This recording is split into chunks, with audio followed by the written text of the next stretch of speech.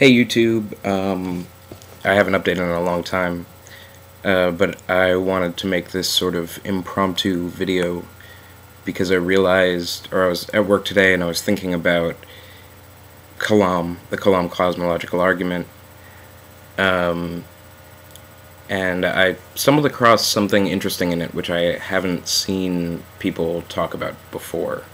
I could be wrong. This objection could be all over the internet.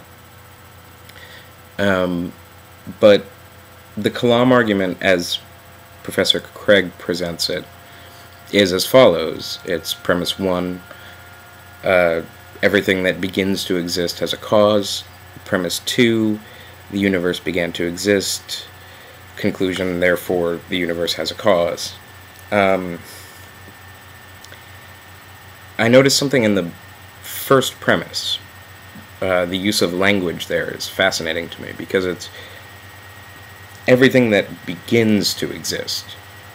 That clause, begins to exist, is fascinating to me because it implies that there are two categories of objects in the world. It implies that there are objects which begin to exist and objects which don't begin to exist. Now, what objects don't begin to exist? People, first let's say why he would add this clause, specifically Professor Craig. Why would this clause be important in the formation of the argument? And I think it's obvious that if the first premise was everything has a cause, every event has a cause, or every object has a cause, then it wouldn't work, because then God, which is the conclusion, would be special pleading, right? Everything has a cause, the universe is a thing, therefore it has a cause, would imply, and then to posit something without cause, a causeless cause, to posit God, in other words, would be an exception to that. It wouldn't, and therefore render it as special pleading, which is an interesting logical fallacy. So he has to put everything that begins to exist, and the reason why is that if somebody objects and says, why wouldn't this apply to God, then you say, well, God is eternal.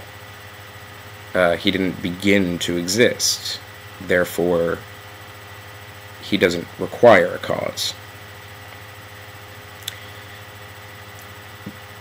But again, this implies that there's a category of objects, of things in the world that don't have a beginning.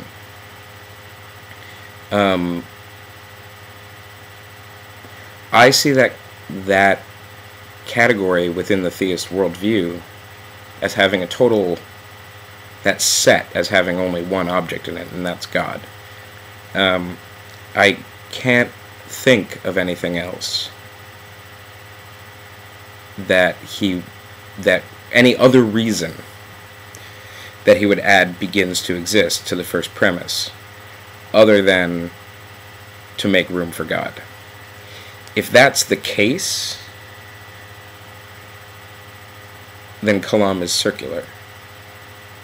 Because begins to exist implies that there's a category of things that did not begin to exist. That category is only contains God. That premise, in other words, assumes that there is a God. Sorry, this is unscripted. This is just impromptu. It came up, or it came to me today, and I figured I would put it out for discussion. Have a good day.